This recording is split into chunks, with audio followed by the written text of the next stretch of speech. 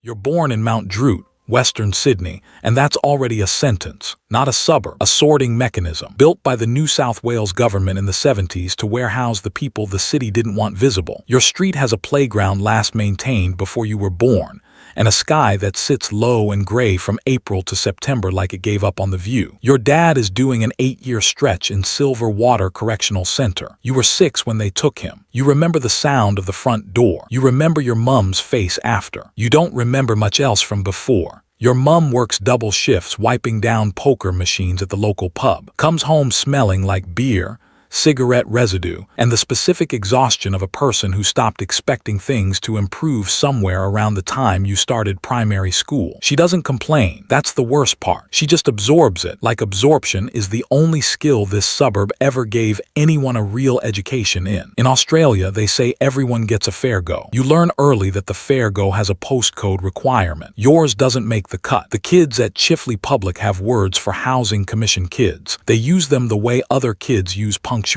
The teachers hear it. They look at the wall. By the time you're 9, you understand that invisibility isn't something that happens to you here. It's something you're assigned at birth. The beating happens at the train station when you're 15. 4 older boys. They've seen you around. They don't like the way you occupy space in their orbit. It starts with a shove, then fists, then boots once you're on the platform concrete. You curl up and you wait because waiting is the primary skill the suburb has been rehearsing you for your entire life. The platform smells like piss and hot rail metal, and your own blood is warm on the back of your skull. That's when you see him, leaning against a custom Harley at the station entrance. Leather cut with a 3-piece patch. Big man, late 40s, forearms like structural beams. He watches the whole thing with the stillness of someone who has seen worse, caused worse, and filed neither experience away as particularly remarkable. When the boys leave, he walks over, doesn't help you up, just looks down at you on the concrete. You want them to be scared of you instead. His name is Mick, Sergeant at Arms.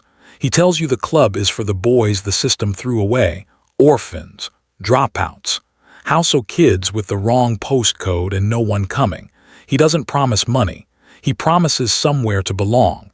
He promises that the man who did this to you tonight will never look at you the same way again. You go home, you pack a bag. You leave your mum a note saying you found work. You're not lying, you just don't say what kind. Day 1, 4 in the morning. The clubhouse in Blackton smells like motor oil, cigarette ash, and the specific sweat of men who don't open windows. Your job is to wash the bikes. Every single one gleaming before the patched members wake up. Then the beer run. Then standing at the fortified gate in the pre-dawn dark while the cold comes off the western plains like a physical thing, pressing through your jacket deep into your bones. You are a prospect, club property. The patched members remind you of this regularly and physically. A boot to the back of the legs for a bike you missed a spot on. A drink thrown in your face at a party because someone felt like it. You take it the way your mum took the double shifts. Absorption. You tell yourself you're learning. You're not wrong about that part. On your 3rd week, Mick sits you down in the shed behind the clubhouse. There's an old banner on the wall, faded, patched in 3 places. He points to a ragged hole near the bottom. Shotgun. Father's Day 1984, he says. Car park out at Milperra. 2 clubs decided to settle it in public. 6 people died before lunch. One of them was a 14-year-old girl who just happened to be there. He folds his arms and looks at you. That, he says, is what happens when you forget the first rule. You don't bring the noise into the open. You understand. You nod. You've never nodded at anything so completely in your life. For 18 months you are invisible in a different way. You run errands. You clean. You stand in the corners of church meetings absorbing everything and saying nothing. The hierarchy is exact. President at the top, then office bearers, then patched members, then prospects. Below prospects there is nothing. You are a candidate for personhood, not a person. Last month a prospect talked back to a senior member at a run in Newcastle. Nobody's seen him since. His name doesn't come up. You keep your mouth shut, your head down, your eyes open. Your first real job comes at 19 months. A tradie in Penrith owes the club money for product he already moved. You go with a senior member called Dazza in a ute at 7 on a Thursday morning. The tradie answers the door in his work gear, lunch bag in hand, and starts talking. Cash flow, timelines, next week for sure. Dazza walks past him to the Holden Commodore in the driveway, picks up the bat from the ute tray and starts with the windscreen. methodical, unhurried. The tradie stops mid-sentence. By the time the headlights are done, the envelope is in your hand. You carry it back to the ute. Your hands are steady. That's what surprises you, the steadiness. The money flows up. You collect, you hand over, your senior takes his cut, the rest moves up the chain. You don't round down. The club has people who know exactly what every route should produce. Short $1 and you're stealing from brothers. Thieves don't get a conversation. You do the arithmetic perfectly every time, and that precision is what gets you noticed. The brawl happens on a Friday night outside a pub in Parramatta. A rival chapter. Words first, glass second. Then the specific violence that has no referee and no rules and ends only when someone decides it's ended. You're in the middle of it when you see Mick go down, a senior from the rivals standing over him with a broken bottle. You move without deciding to. You put yourself between them. The glass goes into your side. Deep. The kind of deep that recalibrates your breathing immediately and permanently. You stay on your feet. You do not go down. At Westmead Emergency, the police ask what happened. You say a stranger. Random. Never seen him before. The officer writes it down and looks at you. You look at the wall. Word gets back to Mick the next morning.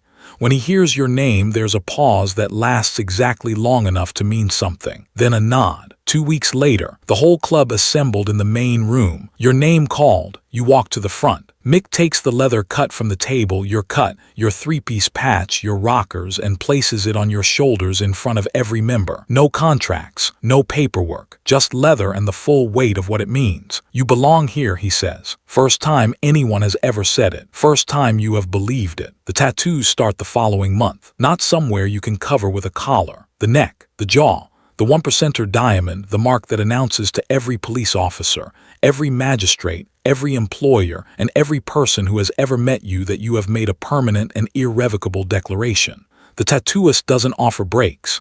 6 hours in the chair while the needle works into places that make your eyes water, and you make no sound because sound is the one thing you cannot give them. 3 weeks after the patch over, you try to have dinner at a pub in Parramatta with 2 mates, non-members, civilian, clean. You're halfway through a steak when 6 officers from the Raptor Squad walk in. They don't arrest you. They don't need to. They just stand there, photograph you. Write down the names of the 2 men you're eating with. Under the anti-consorting laws, your presence in a licensed venue is already a provable event, and your mate's association with you is now on a federal database. The pub owner looks at you from behind the bar with an expression that is not unfriendly, but is completely firm. You leave your steak half-eaten and walk out into the Parramatta night. And you understand completely, and for the first time, exactly what the patch on your back costs in practical terms. You are a documented, classified, permanently photographed member of a declared organization. You are not just in. You are in a way that has no reverse gear. By 25, you are Sergeant at Arms. The same title Mick held the night he found you on that platform. 6 men under you. Nightclub doors from Parramatta to Penrith. Protection routes that run like bus timetables. You wear better clothes now. You drive a car that starts in winter. You send money to your mum through gift cards and cash envelopes because she cannot know where it comes from. She thinks you work in security. She's not entirely wrong. You try to have ordinary things. A woman. An apartment without burnt-out cars outside the window. Dinners at places where the owner recognizes your cut and finds a better table. But ordinary is a costume you wear, not a life you live. Every morning you check under your car. You sit with your back to walls. You memorize exits in every room automatically, the way your mother memorized the visiting hours at Silverwaiter. Not paranoia, just arithmetic. The mistake happens at 27. A stash house in 7 Hills gets hit by the Echo Task Force on a Wednesday morning. Not your fault, an informant somewhere upstream, a phone that wasn't clean, bad luck landing precisely on your watch. In a corporation you get a performance review. Here it's church, full attendance.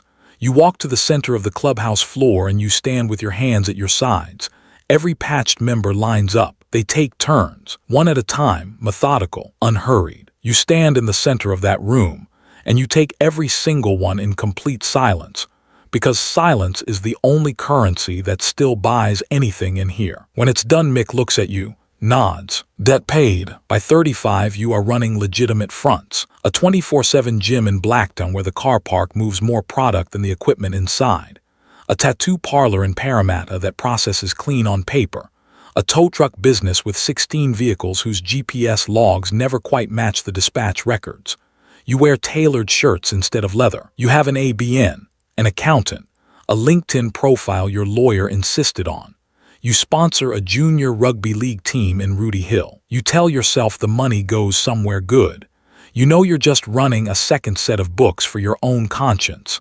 The ledger doesn't balance. It never will. Then comes the phone. The new boss is 26. Designer clothes. A matte black AMG Mercedes that he parks differently every night. He hands you a handset in a case that costs more than your first car and tells you it's the most secure encrypted platform available. $5,000 for the device. Monthly subscription. Every serious operator is on it, he says. He's right about that part. What neither of you know is that the AFP and the FBI built the platform themselves. They have been reading every message in real time for 3 years. They call the Operation Ironside. On a Tuesday morning in June 2021, 4,000 Australian law enforcement officers execute warrants simultaneously. You watch half your network go down before 10 a.m. Men who thought they were untouchable, who paid $5,000 for a phone that was, the entire time, a federal listening device. You weren't caught in it by pure accident of timing, but you watched it happen, and you understood immediately and completely what kind of world you are actually living in. Not a world of brotherhood, a world of mathematics that always, eventually, resolves against you. Mick goes to Galburn Supermax. The charges are extensive. What matters is the Supermax, which is where the ones who actually ran things go and don't come back from. The visit through the perspex is the last real conversation you have with the only man who ever looked at your life like it was worth something. He tells you to hold the line. You tell him you will. Both of you know what that's worth now. The new boss is 28. He wasn't on the platform. He was 3 layers removed and clean on paper, and he runs church now from a chair that used to be Mick's. He talks about restructuring, crypto, encrypted comms rebuilt from scratch. He looks at your cut like it's a museum piece. He looks at the Raptor Squad photographers outside the gate and says men like you are a walking court exhibit. He says the old way is finished. What he means is, you are the past and the past is an embarrassment. Church, full attendance. You look around the room. Every face you have known for 15 years. Men you took the gauntlet for. Men whose debts you quietly absorbed.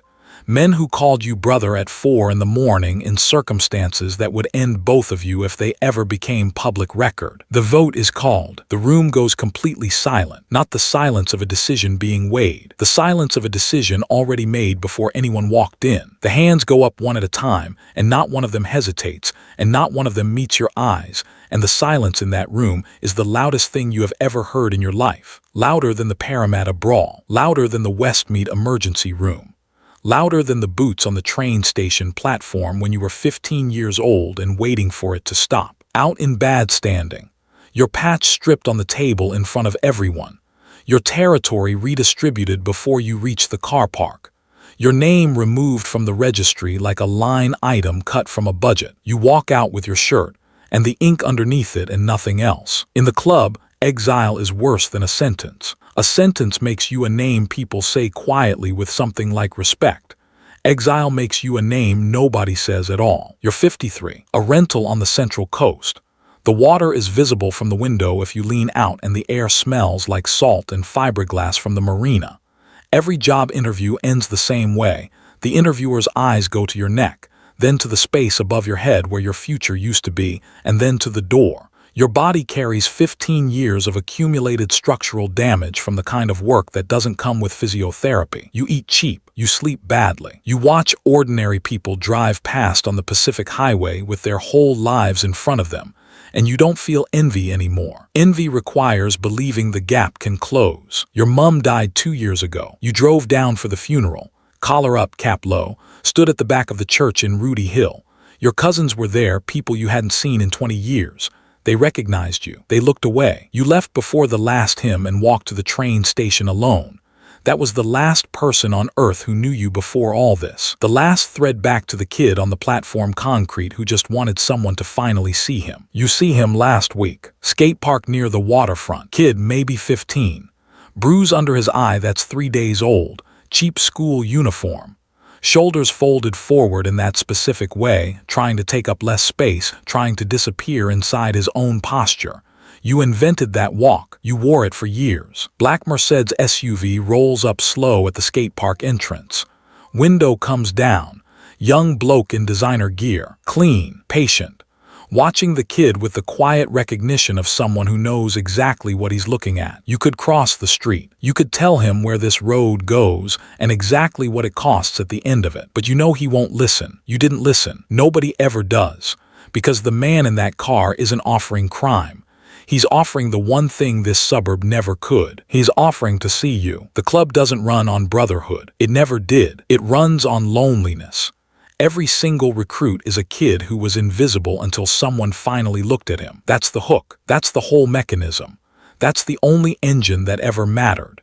You spend your entire life looking for somewhere to belong, and when you finally find it, the membership fee is everything you are and everything you were ever going to become. The tattoos took years to finish. They'll take the rest of your life to carry. The story you just heard may be fictional, but the machine is real. The Milperra Massacre, Operation Ironside, the anti-consorting laws, it all happened.